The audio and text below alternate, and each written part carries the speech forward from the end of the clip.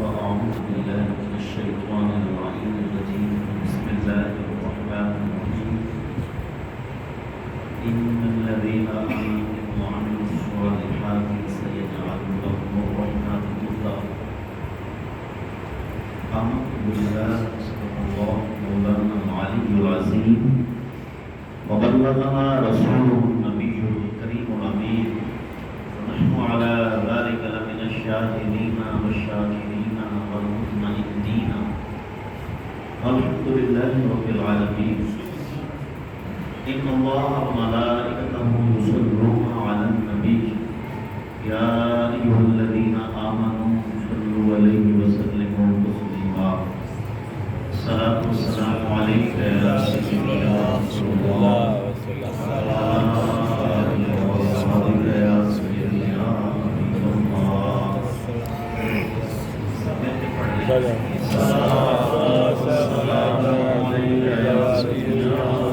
الله وعلى آل وليك وصحابك يا سيدي يا حبيب الله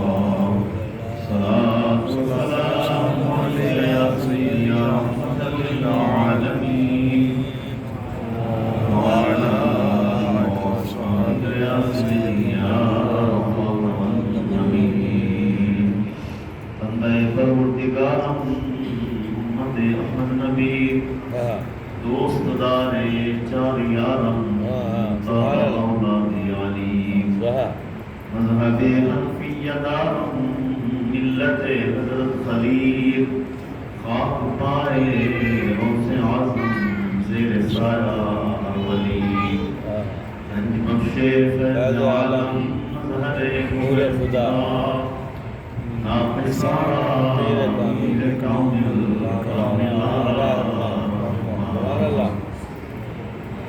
اللہ رب العالمین محکم الحاکمین جل جلالہ و جل شانہ کی حمد و ثنا اور حضور نبی اکرم نور مجسم شفیع معظم احمد مصطفیٰ جناب حضرت محمد مصطفیٰ صلی اللہ تعالی علیہ وسلم کی بارگاہ میں ہدیہ درود و سلام عرض کرنے کے بعد انتہائی واجب الاحترام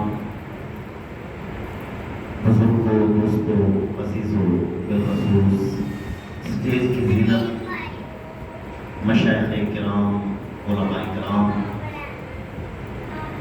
محترم مفتی محمد آصف نعمانی صاحب اور پروفیسر عاطف سرور صاحب دیگر اس پاکیزہ اور خوبصورت محفل میں شرکت فرمانے والے خوش نصیبوں السلام علیکم۔ وعلیکم السلام۔ ہم سب کی خوش قسمتی ہے، خوش نصیبی ہے کہ آج ہم حضرت قبلہ عالم سید جماعت علی شاہ صاحب محدث علی پوری رحمۃ اللہ تعالیٰ علیہ آپ کی بارگاہ میں نذرانہ عقیدت اور محبت پیش کرنے کے لیے یہاں جمع ہے۔ اللہ تبارک و تعالیٰ ہم سب کی اس باادب حاضری کو اپنی بارگاہ میں قبول و منظور فرمائے۔ سامعین محترم، وہ لوگ خوش قسمت ہیں کہ جن کے سینوں میں اللہ تبارک و تعالیٰ اپنے محبوبوں کا اپنے پیاروں کا پیار رکھ دیتا ہے۔ سبحان اللہ۔ اگر ہم لوگ اللہ کے ولیوں سے محبت کرتے ہیں تو اس میں ہمارا کوئی کمال نہیں ہے، اس میں سب اللہ تبارک و تعالیٰ کا کرم۔ جو میں نے قرآن مجید کی آیت پڑھی کہ اللہ کریم نے فرمایا ان الذین آمنوا وعملوا الصالحات سیجعل لهم الرحمن ودا۔ فرمایا جو لوگ ایمان لائے اور نیک اعمال کیے، اللہ فرماتا ہے کہ میں ان کی محبت لوگوں کے دلوں میں رکھ دیتا ہوں۔ اس کا مطلب یہ نکلا کہ اللہ تبارک و تعالیٰ نے فرمایا کہ میں جس کے سینے کو پسند کروں اپنے محبوبوں کی محبت کے لیے تو میں ان سینوں میں پیار رکھتا ہوں، اور جن کو پسند نہ کروں ان میں پیار نہیں رکھتا۔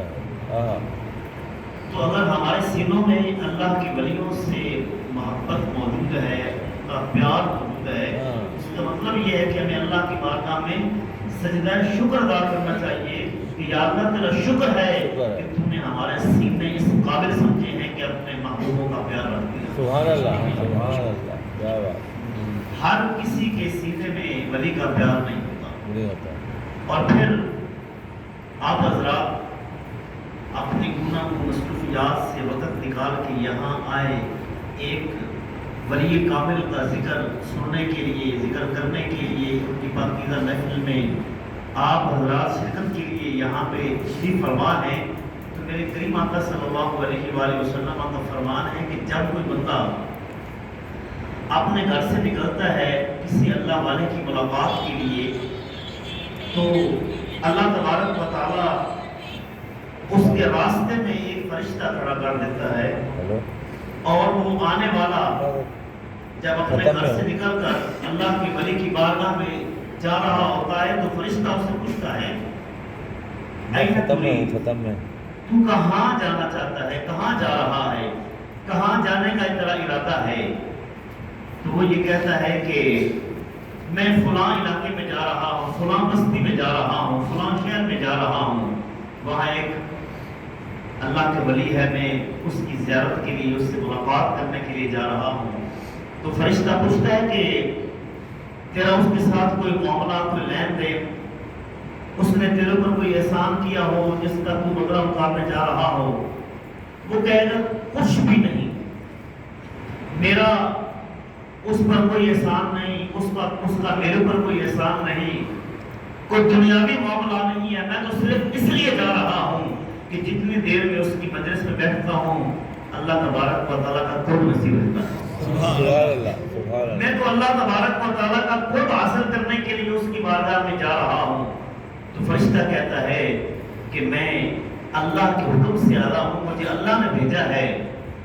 تو اللہ تبارک و تعالیٰ کا فرمان ہے کہ جس طرح تو اللہ کے ولی کی محبت اپنے دل میں رکھ کے اس کی بارگاہ میں جا رہا ہے، یعنی جس طرح تو اللہ کے ولی سے محبت کرتا ہے اس سے بڑھ کر اللہ تو اس سے محبت کرتا ہے. تو مطلب کیا نکلا کہ جب ولی کی محبت سینے میں آ جاتی ہے، پیار آ جاتا ہے، بندہ اللہ کے ولی سے پیار کرنا شروع کر دیتا ہے تو پھر اللہ تبارک و تعالیٰ اس بندے کو اپنا محبوب بنا. اور جن کا ہم ذکر کر رہے ہیں حضرت قبلہ عالم سنوسی ہند بانی پاکستان، محافظ ناموس رسالت اور محافظ ناموس ختم نبوت حضرت قبلہ پیر سید جماعت علی شاہ صاحب محدث علی پوری رحمۃ اللہ تعالیٰ علیہ، آپ کا تو اولیاء کی سب میں مقام ہی بہت بنا. حضرت قبلہ عالم پیر سید جماعت علی شاہ صاحب محدث علی پوری رحمۃ اللہ تعالیٰ علیہ، آپ صرف ہندوستان کے پیر نہیں تھے، آپ کے جو مریدین تھے، آپ کے جو ماننے والے تھے وہ صرف ہندوستان تک محدود نہیں بلکہ آپ حرمین شریف میں چلے جائیں تو وہاں بھی حضرت قبلہ عالم کے آپ کو بے شمار لوگ نظر آئیں. حضرت قبلہ پیر سید جماعت علی شاہ صاحب محدث علی پوری رحمۃ اللہ تعالیٰ علیہ، آپ اکثر مدینہ شریف کی حاضری کے لیے وہاں آتے ہوتے تھے. آپ کی سیرت میں آتا ہے کہ آپ تقریباً 77 کے قریب حج فرمائے. کتنے حج فرمائے؟ 77. یعنی آپ کے حج تعداد سے بھائی ایک اندازہ ہے کہ آپ نے 77 حج فرمائے ہیں. اور حج اس طرح نہیں کہ اکیلے چلے جاتے تھے، نہیں، آپ پورا ایک کافلہ لے کے جاتے تھے اور پورے کافلے کا خرچہ خود فرماتے تھے اور ان کا خرچہ بھی کرتے تھے اور بے شمار سامان ساتھ لے کے جاتے تھے جو کہ وہاں اہل مدینہ اور اہل مکہ پہ خرچ فرماتے. حضرت قبلہ عالم پیر سید جماعت علی شاہ صاحب رحمۃ اللہ تعالیٰ علیہ، مدینہ شریف میں تو آپ کی اکثر حاضری رہتی تھی. تو وہاں جو آقا خلیل تھے جن کے پاس نبی کریم علیہ السلام کے روضہ انور کی چابی تھی، ان کا کام کیا ہوتا تھا کہ وہ چابی کھولتے تھے آقا کریم علیہ السلام کے روضہ انور کے اندر جو حاضرین تھے جن کی حاضری اندر ہوتی تھی ان کو حاضری کرواتے تھے اور نبی کریم علیہ السلام کے روضہ پاک کے اندر صفائی کیا کرتے تھے. یہ ان کی ڈیوٹی تھی آقا خلیل رحمۃ اللہ تعالیٰ علیہ کی. تو وہ آقا خلیل پیر صاحب بھی جاتے تھے تو آپ کے اندر حاضری کرتے تھے. وہ آغا خلیل جو ہے وہ پیر صاحب رحمۃ اللہ تعالیٰ علیہ کے بیعت ہو گئے, آپ کے مرید ہو گئے. جس وقت وہ آغا خلیل رحمۃ اللہ تعالیٰ علیہ پیر صاحب کے مرید ہو گئے تو مدینہ والوں نے پوچھا کہ آغا صاحب آپ مدینہ شریف میں ہوتے ہیں, یہاں تو بڑے بڑے اعلیٰ قسم کے پیر آتے ہیں, پوری دنیا سے پیر آتے ہیں, لیکن آپ ایک ہندی پیر, کیونکہ اس وقت یہ ایک ہی علاقہ شمار ہوتا تھا, پاکستان ہندوستان میں تھا, ہندوستان کہا جاتا تھا پورے علاقے کو, تو کہا آپ ایک ہندی پیر کے مرید ہو گئے, یہاں تو بڑے بڑے عربی پیر آتے ہیں, آپ ان کے مرید نہیں ہوئے. تو آقا خلیل رحمۃ اللہ تعالیٰ علیہ نے جو بات کی وہ ایک بات یقیناً بزرگ جانتے ہیں, بزرگوں نے 12 مرتبہ سنی ہوگی, آپ بھی سنیں اور اپنا ایمان تازہ کریں. آقا خلیل رحمۃ اللہ تعالیٰ علیہ آپ نے فرمایا کہ میں ان کا مرید ویسے نہیں ہوا, عرصہ دراز سے میں نبی پاک علیہ السلام کی بارگاہ میں ڈیوٹی کر رہا ہوں, آقا کریم علیہ السلام کے روزہ انور کی صفائی کر رہا ہوں.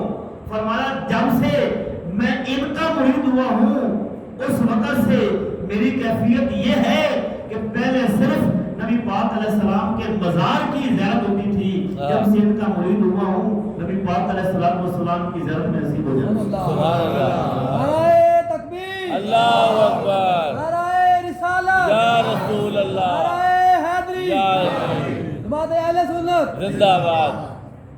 تو حضرت قبلہ پیر جماعت علی شاہ صاحب رحمۃ اللہ تعالیٰ علیہ آپ کی نبی پاک علیہ السلام کی بارگاہ میں اس قدر محبوبیت تھی کہ آپ کو تو زیارت ہوتی تھی, سچے دل سے جو آپ کو مرید ہو جاتا تھا اس کو نبی پاک علیہ السلام کی زیارت نصیب ہوئی. پھر جس وقت آقا خلیل رحمۃ اللہ تعالیٰ علیہ نے یہ بات فرمائی کہ مجھے نبی پاک صلی اللہ علیہ وآلہ وسلم کی زیارت نصیب ہو جاتی ہے, تو پورے مدینہ پاک کے اندر بات مشہور ہو گئی اور بے شمار لوگ آقا خلیل علیہ الرحمہ کی اس بات کو سن کر حضرت قبلہ عالم کے مرید ہو گئے. سبحان اللہ. اور پھر آپ کی عادت تھی, آپ وہاں جا کے خرچ کرتے تھے, اتنا خرچ کرتے تھے. میں نے خود الحمدللہ میں حضور فخر ملت پیر سید افضل حسین شاہ صاحب جماعتی رحمۃ اللہ تعالیٰ علیہ ان کا مرید ہوں. سبحان اللہ. تو میں نے علی پور شریف کے اندر خود, اور جب سے الحمدللہ میں نے ہوش سنبھالا ہے, 40 سال میری عمر ہے, میں جب سے ہوش سنبھالا ہے ہر اس میں علی پور سیدہ شریف کے اندر حاضری ہوتی ہے. سبحان اللہ. یہ اکثر پیر بھائی جانتے ہیں کہ اب بھی عرب سے لوگ آتے ہیں اور جن کے لیے پیر صاحب کا لنگر یہاں سے جاتا ہے. اس وقت بھی مدینہ شریف سے, مکہ شریف سے عربی حضرات آتے ہیں کہ جن کو علی پور شریف سے باقاعدہ طور پر پیر صاحب بے شمار رقم دے کر بھیجتے ہیں کہ یہ نبی پاک علیہ السلام کے مقدس شہر سے ہماری بارگاہ میں آئے. تو حضرت قبلہ عالم کی جماعت علی شاہ صاحب رحمۃ اللہ تعالیٰ علیہ آپ کی سخاوت کو دیکھ کے آپ اتنی جا کے وہاں سخاوت کیا کرتے تھے کہ جناب وہ لوگ جب پیر صاحب جاتے تھے تو وہ کہتے جا ابونا جا ابونا جا, ہمارے باپ آ گئے, ہمارے باپ آ گئے, ہمارے باپ آ گئے. یہ اتنا خرچ کرتے تھے کہ جس طرح ایک باپ اپنے بیٹے پہ خرچ کرتا ہے, آپ کی نیت صرف یہ ہوتی تھی کہ یہ میرے آقا علیہ السلام کے شہر کے رہنے والے ہیں, تو یہاں جتنی ان کی خدمت ہو سکی مجھے خدمت کرنی چاہیے. آپ ان کی خدمت کرتے تھے. اور اگر اس کو آپ محبت کے انداز میں سمجھیں تو آپ یوں کہہ سکتے ہیں کہ ظاہری بات ہے پوری کائنات کے اندر جو لنگر تقسیم ہو رہا ہے وہ تو نبی پاک علیہ السلام کے دست اقدس سے ہو رہا ہے. سبحان اللہ. میرے آقا علیہ السلام کی حدیث سے میرے آقا علیہ السلام فرماتے ہیں واللہ یعطی انا قاسم, فرمایا اللہ عطا کرتا ہے میں تقسیم کرتا ہوں. سبحان اللہ. تقسیم کرنے والے نبی پاک علیہ السلام ہیں. تو جب تمام خزانے تقسیم کرنے والے نبی پاک علیہ السلام ہیں اور حضرت قبلہ عالم وہاں جا کر مدینہ شریف میں جا کر سخاوت کرتے ہیں, تو اس کا مطلب یہ ہے کہ نبی پاک علیہ السلام چاہتے یہ ہے کہ اے امیر ملت, اے میرے شہزادے, میری خواہش یہ ہے کہ لنگر میرا ہو, ہاتھ آپ کا ہو. سبحان اللہ. لنگر میرا ہو, ہاتھ آپ کا ہو.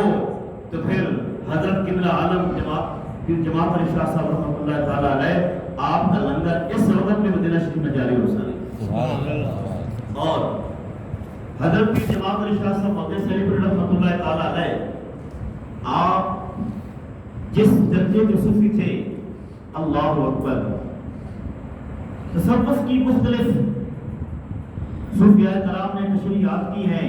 حضرت ڈاکٹر صاحب رحمۃ اللہ تعالیٰ علیہ آپ نے بھی کشف المعدوم شریف کے اندر صوفی کے بے شمار معنی ذکر کیے ہیں.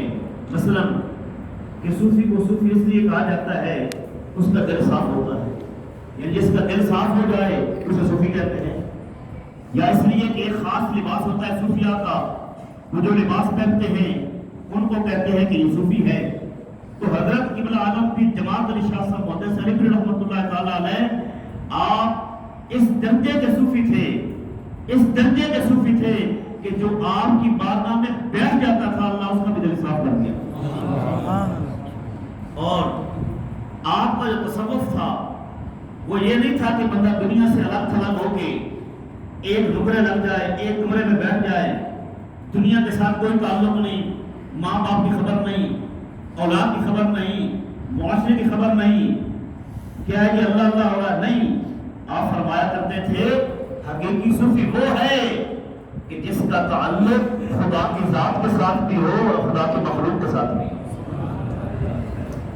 سیرت امیر ملت کے اندر حضرت شہنشاہ نقشبند رحمۃ اللہ تعالیٰ علیہ کے تصوف کا ایک خوبصورت واقعہ ذکر ہے، کیونکہ جو مجھے حکم تھا کہ آپ نے تصوف کے حوالے سے کوئی ذکر کرنا ہے تو حضرت شہنشاہ نقشبند رحمۃ اللہ تعالیٰ علیہ فرماتے ہیں کہ ہم ایک دفعہ ہرات کے بادشاہ کے پاس پہنچے.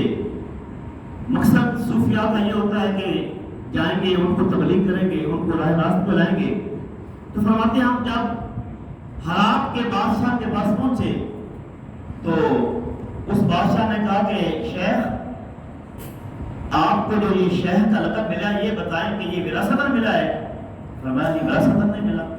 اچھا، تو آپ نے فرمایا آپ پوچھنا کیا چاہتے ہو؟ اس بادشاہ نے کہا کہ مجھے یہ بتائیے کہ آپ ذکر بالجہر کرتے ہیں، سماع سنتے ہیں، قوالی سنتے ہیں؟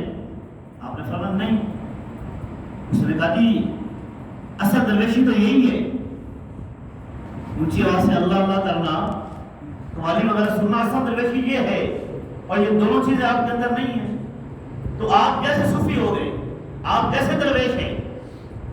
تو حضرت شہنشاہ نقشبند بہاؤالدین رحمۃ اللہ تعالیٰ علیہ آپ نے فرمایا کہ میں اللہ کے فضل و کرم سے حضرت خواجہ عبدالخالق غشتوانی رحمۃ اللہ تعالیٰ علیہ کا مرید ہوں.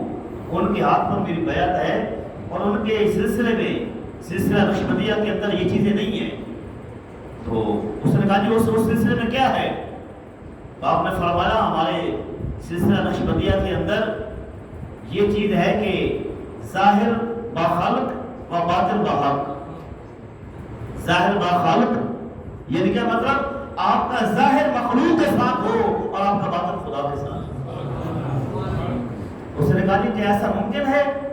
ایسا ہو سکتا ہے کہ جی بندے کا ظاہر مخلوق کے ساتھ ہو، یعنی دنیا کے ساتھ بھی اس کا تعلق ہو اور اس کا اللہ کے ساتھ بھی تعلق ہو؟ آپ نے فرمایا کیوں نہیں ہو سکتا؟ اللہ نے خود فرمایا قرآن مجید میں رجال لا تلہیہم تجارت ولا بیع عن ذکر اللہ. فرمایا جو اللہ والے ہیں ان کی نشانی یہ ہے کہ دنیا کی کوئی چیز، دنیا کا کاروبار اور خرید و فروخت ان کو اللہ کے ذکر سے نہیں روک سکتی. وہ کوئی بھی کاروبار کرتے ہیں، وہ کوئی بھی کام کرتے ہیں، ان کا جو باطن ہے وہ اللہ تبارک و تعالیٰ کے ساتھ جڑا ہوتا ہے. فرمایا اللہ نے فرمایا والذین هم فی صلاتہم دائمون، وہ ہمیشہ اللہ کے ذکر میں رہتے ہیں، اللہ کی عبادت میں رہتے ہیں. تو فرمایا یہی ایک مومن کی پہچان ہے کہ مومن دنیا میں رہ کر اللہ کی مخلوق کے ساتھ بھی تعلق رکھتا ہے اور اللہ تبارک و تعالیٰ کی ذات کے ساتھ بھی اس کا تعلق مضبوط ہوتا ہے. یہی اصل صوفی کی پہچان ہے. آج کل لوگ کیا کرتے ہیں؟ ماں باپ کو گھر خدمت کی ضرورت ہے اور بیٹا جناب گیا وہ چلا لگانے کے لیے. کوئی فائدہ نہیں ایسے چلے کا، کوئی فائدہ نہیں ایسی تبلیغ کا کہ آپ کے ماں باپ کو آپ کی خدمت کی ضرورت ہے، وہ چار پائی پہ ہیں. ان کو آپ کے ایک ایک لمحے کی اور آپ کے ایک ایک پیسے کی ضرورت ہے، آپ کے ٹائم کی ضرورت ہے۔ آپ ماں باپ کو ٹائم نہیں دیتے، آپ پیر صاحب کی بارگاہ میں دے رہے ہیں، ایسا کوئی فائدہ نہیں پیر کے پاس جانے کا۔ میں اللہ کے گھر میں بیٹھ کے اور بڑی ذمہ داری سے عرض کر رہا ہوں، لوگ چلے جاتے ہیں درباروں پہ جا کے بیٹھ جاتے ہیں، جناب بچے جو ہے وہ در بدر پھرتے ہیں، نہ بچوں کا کوئی پرسان حال، نہ بیوی کا پرسان حال، نہ ماں باپ کا پرسان حال، اور وہ چلے کاٹ رہا ہے۔ حضرت قبلہ عالم کسی جماعت علی شاہ صاحب رحمۃ اللہ تعالیٰ علیہ آپ فرماتے تھے، لوگوں جو آپ کے مرید ہوتے تھے، جو آپ کے بہن ہوتے تھے، آپ فرماتے تھے نبی پاک علیہ السلام کی سنت کو لازم پکڑ لو، نبی پاک علیہ السلام کی سنت پہ عمل کرنا شروع کر دو، نبی کریم علیہ السلام کے بتائے ہوئے احکامات پہ چلنا شروع ہو جاؤ، فرماتے تم سب سے بڑے صوفی بن جاؤ۔ یہ کوئی ضرورت نہیں ڈرامے بازی کرنے کی۔ آپ چلا کشی سے منع فرماتے تھے، بہت زیادہ لمبے وظیفہ پڑھنے سے منع کرتے تھے۔ کوئی پوچھتا تو آپ فرماتے میں خود بڑے وظیفہ نہیں کرتا، تو آپ کو کیسے بتاؤں؟ مطلب یہ ہے کہ جب تم اپنی سنت کو نبی کریم علیہ السلام کے سانچے میں ڈھال لو گے تو تم کائنات کے اندر بہت بڑے صوفی بن جاؤ گے۔ نبی پاک علیہ السلام کی سنت پہ عمل کرنا یہی آپ کا شعار تھا۔ اور میں اس کی ایک مثال عرض کرتا ہوں، نبی کریم صلی اللہ تعالیٰ علیہ وآلہ وسلم آپ کے ایک صحابی، ان کی نبی کریم علیہ السلام نے ڈیوٹی لگائی کہ تم نے کیا کرنا ہے کہ صبح فجر کی نماز پڑھ کے، آپ کی توجہ ہے نا ذرا ایک دفعہ کہتے سبحان اللہ۔ یہ سبحان اللہ کہنا بھی عبادت ہے۔ توجہ آپ میری نظری بات ہے، پروگرام زور کے بعد سے شروع ہے، ابھی پروگرام جاری ہے، کسی نے آنا ہے کسی نے جانا ہے۔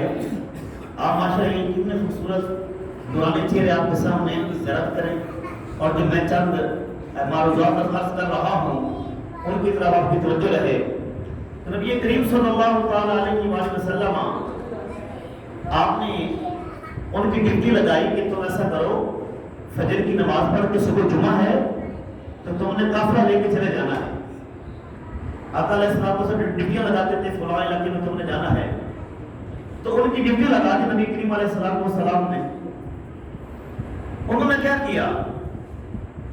رات کو قافلہ تیار کیا کہ فجر کے بعد نکلنا ہے، قافلے کو روانہ کر دیا، اور خود یہ سوچ کر کہ آج جمعہ شریف ہے، میں نبی پاک علیہ السلام کے پیچھے جمعہ پڑھوں گا، جمعہ پڑھ کے تو پھر کیا ہے کہ میری سواری بھی تیز ہے تو میں جا کے ان سے پیچھے سے مل جاؤں گا۔ میں جو قافلہ صبح کا نکلا ہوا ہوگا، میں جمعہ پڑھ کے جاؤں گا، سواری میری تیز ہے تو میں جا کے ان سے مل لوں گا۔ قافلہ روانہ ہو گیا۔ جب جمعے کا ٹائم ہوا، نبی کریم صلی اللہ تعالیٰ علیہ وآلہ وسلم خطبہ ارشاد فرمانے کے لیے جب منبر پہ جلوہ افروز ہوئے تو دیکھا تو وہ صحابی سامنے بیٹھے ہوئے ہیں۔ کریم آقا صلی اللہ تعالیٰ علیہ وآلہ وسلم نے ان کو دیکھا تو فرمایا کہ آپ گئے نہیں؟ میں نے جو آپ کی ڈیوٹی لگائی تھی کہ آپ نے قافلے کو لے کے جانا ہے، آپ گئے نہیں؟ انہوں نے کہا حضور میں نے قافلہ بھیج دیا ہے، میں نے قافلہ روانہ کر دیا ہے، اور میں خود اس لیے ادھر ہوں کہ میرے پاس سواری بھی تیز ہے، اور میں نے سوچا کہ آج جمعے کا دن ہے، جمعہ آپ کے پیچھے پڑھ لیتا ہوں، جمعہ پڑھ کے میں چلا جاؤں گا۔ میرے آقا علیہ السلام نے فرمایا کہ وہ لوگ جو چلے گئے اور تم نے بھی چلے جانا ابھی، فرمایا ان کو جو اللہ تبارک و تعالیٰ ثواب عطا فرمائے گا، تم زمین و آسمان کے برابر جتنا خلا ہے اس کے برابر صدقہ کر دو، سونا خرچ کر دو، جو ثواب ان کو مل چکا ہے تو میں نہیں مل سکتا۔ کیوں؟ وجہ یہ ہے کہ انہوں نے میرا حکم مانا ہے، جو ٹائم میں نے دیا اس ٹائم پہ وہ چلے گئے، اور تمہاری نیت اگرچہ ٹھیک تھی لیکن تم نے میرے حکم کو نہیں مانا، تھوڑی دیر کے لیے بائی مانا کہ تم نے کہا میں تھوڑے ٹھہر کے چلا جاؤں گا، فرمایا جو ثواب ان کو مل چکا ہے تو میں ثواب نہیں مل سکتا۔ کتابوں کے اندر آتا ہے، مفتی صاحب تشریف فرمائے، بزرگ تشریف فرمائے ہیں، ایک حبشی تھے، ہر ایک کا اپنا اپنا عشق ہوتا ہے.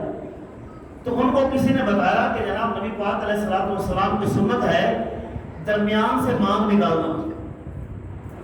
نبی پاک علیہ الصلوۃ والسلام کی زلفیں تھی نا نبی پاک علیہ السلام کی, تو آقا علیہ الصلوۃ والسلام درمیان سے مانگ نکالتے, درمیان سے. تو ان کو پتا چلا کہ درمیان سے مانگ نکالنا یہ بھی نبی پاک علیہ السلام کی سنت ہے. درمیان سے مانگ نکالتا آقا علیہ السلام کی. تو اب ظاہر بات ہے جو حبشی و نسل ہوتے ہیں ان کے بال گھنگرارے ہوتے ہیں, انہیں جو درمیان سے مانگ نکل نہیں سکتی. تو انہوں نے کیا کیا, انہوں نے نبی پاک علیہ الصلوۃ والسلام کی سنت پہ عمل کرنے کے لیے لوہے کی ایک سلاخ لی لمبی سی, اس کو خوب گرم کیا اور خوب گرم کر کے سر کے درمیان میں رکھ دی تاکہ یہ درمیان میں راستہ بن جائے گا, اور جب میں کنگھی کروں گا تو نبی پاک علیہ الصلوۃ والسلام کی سنت پہ عمل ہو جائے گا. اگرچہ ہمارے لیے یہ حکم نہیں ہے کہ ہم اپنے آپ کو تکلیف میں ڈالیں, لیکن ان کا جو ایک انداز تھا کہ میں نے نبی پاک علیہ الصلوۃ والسلام کی سنت پہ عمل کرنا ہے, وہ کس انداز سے آقا علیہ الصلوۃ والسلام کی سنت پہ عمل کیا کرتے تھے. اور ہم ہیں کہ دن رات نبی پاک علیہ الصلوۃ والسلام کی سنت کا مذاق اڑا رہے ہیں. ہر بندے کو پتا ہے داڑھی رکھنا نبی پاک علیہ السلام کی سنت ہے, لیکن ہم نہیں رکھتے. دن رات کریم آقا علیہ الصلوۃ والسلام کی سنت کا قتل عام ہو رہا ہے. نالیوں میں وہ ہماری جو داڑھی کاٹتے ہیں وہ جناب ادھر جا رہی ہے. تو بار اس طرح کی میسج دینا ہوتا ہے. اس جیسے جو پروگرام ہوتے ہیں, جو لوگ بھی آئے ہوتے ہیں, وہ علامہ اقبال نے کہا تھا نا جی کہ شاید کہ اتر جائے تیرے دل میں میری بات. اور یہ انجمن مفتی صاحب ماشاءاللہ بڑے خوبصورت انداز میں آپ کی زندگی, حضرت قبلہ اعلیٰ کی زندگی کے مختلف گوشوں پر گفتگو فرما رہے تھے. تو میں سوچ رہا تھا میں کہاں سے شروع کروں, لیکن بس شروع ہو گئی. تو حضرت قبلہ عالم کی جماعت علی شاہ صاحب رحمۃ اللہ تعالیٰ علیہ آپ صدارت فرمائے تھے. انجمن حمایت اسلام کا جلسہ ہو رہا تھا, ادھر لاہور کے اندر ہی جلسہ ہو رہا تھا. تو حضرت ڈاکٹر علامہ اقبال رحمۃ اللہ تعالیٰ علیہ وہ تھوڑا لیٹ آئے. جب وہ آئے نا لیٹ, تو آپ کے قدموں کے پاس بیٹھ گئے. حضرت قبلہ عالم کی جماعت علی شاہ صاحب رحمۃ اللہ تعالیٰ علیہ نے فرمایا کہ علامہ صاحب تشریف لائے ہیں, ان کے لیے کرسی لے آؤ. آپ کی کرسی لگی ہوئی تو آپ میری باتیں صدارت فرما رہے تھے. آپ نے فرمایا ان کے لیے بھی کرسی لاؤ. تو ڈاکٹر صاحب کہنے لگے حضور میں آپ کے قدموں میں بیٹھا ہوں نا, کرسی سے زیادہ مجھے یہ اچھا لگ رہا ہے. کرسی پر بیٹھنے میں وہ اعزاز نہیں ہے جو آپ کے قدموں میں بیٹھنے میں اعزاز ہے. اللہ اکبر. تو حضرت قبلہ عالم کی جماعت علی شاہ صاحب رحمۃ اللہ تعالیٰ آپ فرمانے لگے, اور جس کے قدموں میں اقبال آ جائے, جس کے قدموں میں اقبال آ جائے, اللہ اکبر. تو حضرت پیر جماعت علی شاہ صاحب رحمۃ اللہ تعالیٰ علیہ آپ نے فرمایا ڈاکٹر صاحب ہمیں بھی آپ کے اشعار یاد ہیں. تو انہوں نے کہا جی کوئی ایک سنائیں. تو آپ نے فرمایا آپ کا ایک شعر مجھے بہت اچھا لگتا ہے کہ نگاہ مرد مومن سے بدل جاتی ہیں تقدیریں, جو ہو ذوق یقین پیدا تو کٹ جاتی ہیں زنجیریں.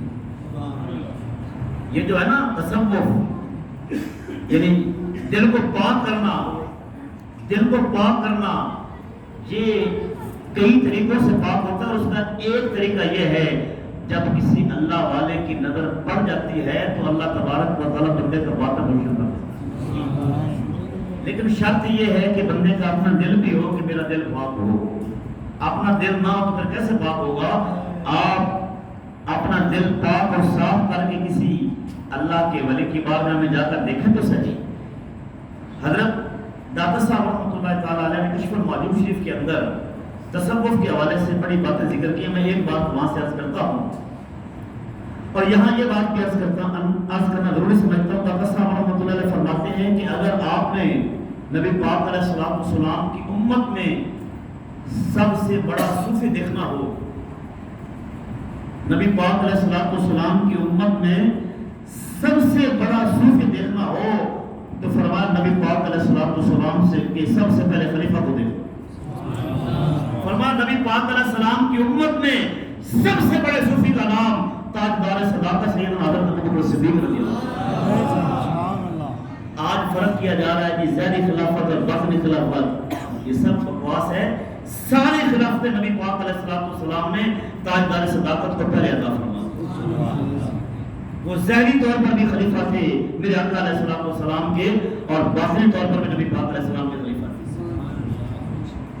بھائی میں آپ سے پوچھتا ہوں سادہ سے انداز میں، ہمارے جو پیر صاحب ہیں وہ کسی کو خلافت دے، مثلا حضرت قبلہ عالم پیر جماعت علی شاہ صاحب رحمۃ اللہ تعالیٰ علیہ، آپ کسی کو خلافت دیں تو کیا باطنی خلافت دیں گے یا ظاہری خلافت دیں گے؟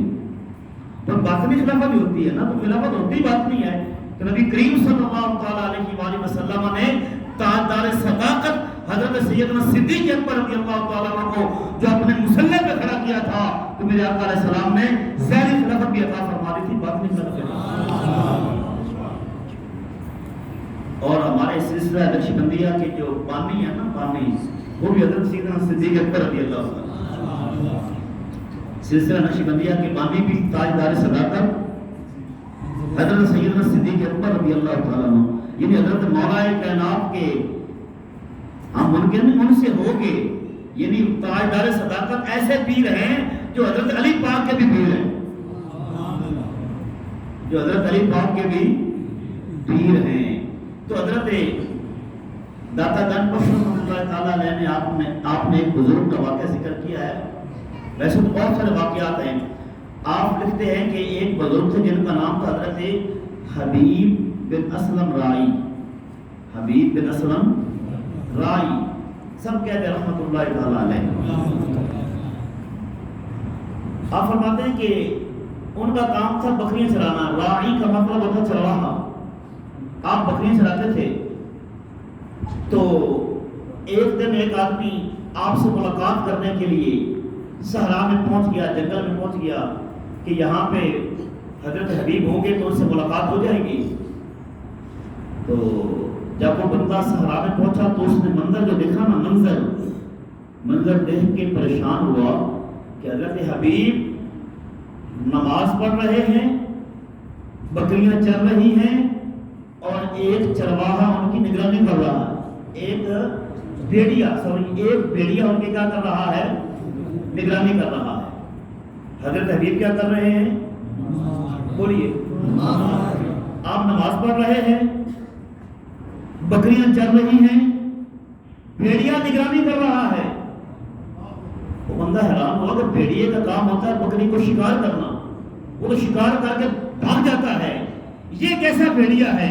بھیڑیا ہو کے بکریوں کا حافظ بنا ہوا ہے۔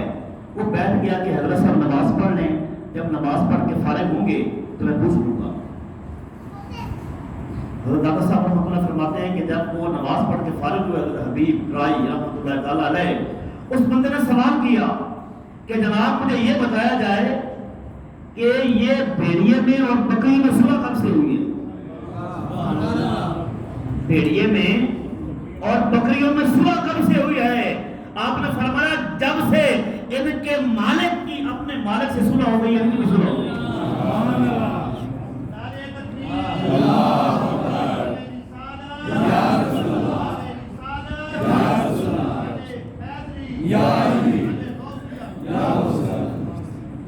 فرمایا جب سے ان کے مالک کی اپنے مالک کے ساتھ صلح ہو گئی ہے تب سے ان کی بھی آپس میں۔ تو آپ نے فرمایا اچھا یار تمہارے مہمان اور مہمان کی مہمان نوازی کرنا ہمارے کریم آقا علیہ السلام کی سنت مبارکہ ہے۔ جو مہمان کی عزت نہیں کر سکتے ان کو کبھی دنیا کی اور آخرت کی عزت نصیب ہی نہیں ہو سکتی، یہ بات یاد رکھیں۔ مہمان کی عزت، مہمان کی رسپیکٹ اور مہمان کی مہمان نوازی کرنا نبی پاک علیہ السلام کی سنت ہے۔ اور جن کے پروگرام میں آپ آئے بیٹھے ہیں ان کی تو مہمان نوازی پوری دنیا کے اندر مشہور ہے۔ پیر رحمان کی شریف جن کا سب ذکر کر رہے تھے، یہی تاریخ پاکستان کا زمانہ تھا، تو ایک دفعہ وہ آپ سے ملاقات کرنے کے لیے آئے۔ پیر رحمان کی شریف سردیوں کی راتیں تھی، رات کا آخری پہر تھا، 12-1 بجے کسی پروگرام سے فارغ ہوئے تو سوچا کہ چلو یہی آرام کر لیتے پیر صاحب کے پاس جا کر۔ رات، سردیوں کی رات، 12 بجے کے راؤنڈ اباؤٹ جب وہ آئے نا علی مسجدہ شریف میں، تو حضرت قبلہ عالم محدث علی پوری پیر جماعت شاہ صاحب رحمۃ اللہ تعالیٰ علیہ، آپ نے گھر والوں کو اٹھایا کہ اٹھو پیر صاحب آ رہے ہیں، مہمان آئے ہیں، تو مہمان کی مہمان نوازی کرنا ہمارے آقا کی سنت ہے. ان کے مہمان نوازی کے لیے کھانا پکاؤ، تازہ کھانا بناؤ. مہمان بیٹھ گئے، پیر صاحب نے ان کو دودھ پیش کیا، کھجوریں پیش کی، گھر والوں سے کہا جلدی کھانا پکاؤ. کھانا بن گیا. جب کھانا تیار ہو کے دسترخوان پہ آ گیا تو حضرت قبلہ عالم رحمۃ اللہ تعالیٰ علیہ پیر رحمان کی شریف سے فرمایا کہ حضور کھانا آ گیا، آپ تشریف لائیں. تو پیر رحمان کی شریف نے عرض کیا حضور مجھے 20 سال کا عرصہ ہو گیا، 20 سال کا کہ میں نے کبھی رات کو کھانا نہیں کھایا. میرے بھی کوئی پرابلم ہے، آج بھی کئی لوگ ہیں جو رات کو کھانا نہیں کھاتے. تو انہوں نے فرمایا حضور مجھے 20 سال ہو گیا، میں نے رات کو کبھی کھانا نہیں کھایا. آپ نے فرمایا آپ کو 20 سال ہو گئے، آپ نے رات کو کھانا نہیں کھایا. مجھے 60 سال ہو گئے، میں نے کبھی کسی مہمان کو بھوکا سونے نہیں دیا. مجھے 60 سال ہو گئے، کبھی کسی مہمان کو بھوکا سونے نہیں دیا.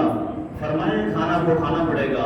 پیر رحمان کی شریف علیہ الرحمہ فرماتے ہیں کہ پھر میں نے پیٹ بھر کے کھانا کھایا. اس کھانے کی برکت یہ ہوئی کہ میرے معدے کے اندر جتنی بیماریاں تھیں اس کھانے کی برکت سے اللہ نے سارے بیماریاں ختم کی. یہ مہمان نوازی ہے. تو حضرت حبیب بن اسلم راعی رحمۃ اللہ تعالی علیہ نے فرمایا بھئی تم مہمان ہو. کہتے ذرا سبحان اللہ. یہ آخری باتیں ہیں، 40 منٹ تک گفتگو میں نے ختم کر دینی ہے. آپ تھوڑی دیر باتیں آپ نے نہ کریں، میری باتیں سن لیں تو میرا خیال زیادہ بہتر ہو. تو حضرت حبیب بن اسلم راعی رحمۃ اللہ تعالی فرمایا کہ تم آئے ہو مہمان تو میں نے تمہاری مہمان نوازی کرنی ہے. اس نے کہا جناب یہ جنگل ہے، جنگل میں کون سا ہوٹل کھلا ہوا تو تمہیں مہمان نوازی کرنی ہے. آپ نے فرمایا ہم تمہاری مہمان نوازی کریں گے. آپ کے پاس ایک لکڑ کا پیالہ تھا، آپ نے وہ پیالہ پتھر کے نیچے رکھا تو پتھر سے شہد نکلا. فرق پیو. اس نے شہد پی لیا. پھر دوبارہ آپ نے پیالہ رکھا تو دودھ نکلا. فرمایا یہ بھی پیو. حوالہ میں نے پہلے دے دیا، کشف المعالم شریف کے اندر واقعہ موجود ہے. اس نے کہا جی ٹھیک ہے جناب مہمان نوازی ہو گئی، پر آپ مجھے یہ بتائیں آپ کو یہ مقام کیسے ملا. جو بات میں نے آپ کو کرنی ہے نا تصوف کے حوالے سے، حضرت قبلہ عالم آپ فرمایا کرتے تھے تصوف کا مطلب یہ ہے نبی پاک علیہ الصلوۃ والسلام کی بارگاہ میں اپنا تسلیم اپنا جو ہے سر اس کو جھکا دینا، سرکار کی سنتوں پہ عمل کرنا. یہ بات میں نے سمجھانی آپ کو.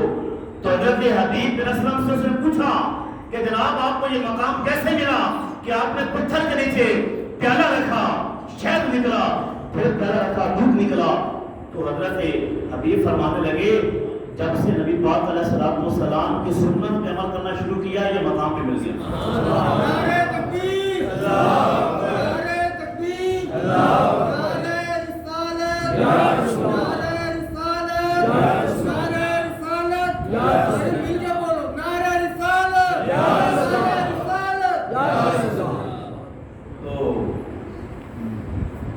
آپ نے فرمایا کہ بھائی بات یہ ہے کہ اگر موسیٰ علیہ الصلوۃ والسلام کی نافرمان قوم کے لیے پتھر سے پانی کے چشمے جاری ہو سکتے ہیں تو ہم تو نبی پاک علیہ الصلوۃ والسلام کی غلامی اختیار کرنا چاہتے. وہ نافرمان تھے، موسیٰ علیہ السلام کی قوم والے وہ نافرمان تھے. ان کی نافرمانی کے باوجود اتنا کرم ہو گیا موسیٰ علیہ السلام کے صدقے کہ ان کے لیے پتھر سے پانی نکل آیا. تو ہم جو نبی پاک علیہ الصلوۃ والسلام کی غلامی کا دم کرنے والے ہیں، ہمارے لیے پانی اور چیزیں کیوں نہیں نکل سکتی. اب پھر واپس آئیے وہ بات حضرت شہنشاہ نقشبند رحمۃ اللہ تعالیٰ علیہ کی میں نے شروع کی ہے. آپ نے فرمایا کہ ایسا ممکن ہے کہ بندے کا ظاہر مخلوق کے ساتھ ہو، بندے کا باطن خدا کے ساتھ ہو. جس وقت آپ نے اس کو یہ سمجھایا تو وہ بادشاہ بھی آپ کا مرید ہو گیا اور جتنے اس کے وزراء، امراء، مشیر وغیرہ تھے وہ سارے بھی آپ کے مرید ہو گئے. اور یہی تصوف حضرت قبلہ عالم سنوسی ہند محدث علی پوری پیر جماعت الشاہ صاحب رحمۃ اللہ تعالی علیہ نے 19ویں اور 20ویں صدی کے اندر لوگوں تک پہنچایا. اور آپ یہ ہر بندے کو ترغیب کیا کرتے تھے کہ نبی کریم علیہ الصلوۃ والسلام کی سنت پہ عمل کرنے والے بن جاؤ تم اللہ کے محبوب بنو۔ آپ کی بارگاہ میں ایک شخص آیا مرید آپ کا، تو اس نے گندے میلے کچیلے کپڑے پہنے ہوئے تھے اور عجیب سی اس نے اپنی حالت بنائی ہوئی تھی۔ آپ نے اس کو بٹھایا اور بٹھا کے آپ نے نیا سوٹ منگوایا، فرمایا اس کے لیے ایک نیا تہبند لاؤ۔ گھر میں پڑے ہوئے تھے، ایک تہبند لایا گیا، فرمایا میری اچکن لاؤ۔ آپ نے اپنی اچکن منگوائی، فرمایا میری ایک پگڑی بھی لاؤ۔ آپ نے پگڑی منگوائی، آپ نے فرمایا یا یہ پہنو۔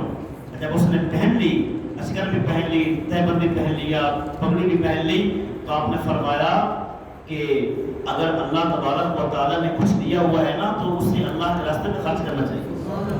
فرمایا اچھا کھاؤ، اچھا پہنو اور اپنے دل کو فراغ کرو، دل کو کشادہ کرو۔ فرمایا جتنا تم خرچ کرو گے اللہ کا حکم ہے لئن شکرتم لازیدنکم۔ اللہ تبارک و تعالیٰ فرمایا جتنا تم میری بارگاہ میں شکریہ ادا کرو گے میں اتنا تمہیں زیادہ عطا فرماؤں گا، اتنا تمہیں زیادہ عطا فرماؤں گا۔ تو یہ حضرت قبلہ عالم پیر جماعت علی شاہ صاحب محدث پوری رحمۃ اللہ تعالیٰ علیہ، اور پھر آخری بات آپ کے حوالے سے کہ آپ کی بارگاہ میں ایک مرتبہ ایک جماعت آ گئی علی پور سیدہ شریف کے اندر۔ انہوں نے کہا جی ہم نے آپ سے مناظرہ کرنا ہے۔ کیا کرنا ہے؟ مناظرہ کرنا ہے۔ تو آپ نے فرمایا اچھا یار مناظرہ کر لیں گے، پہلے کھانا تو کھا لو۔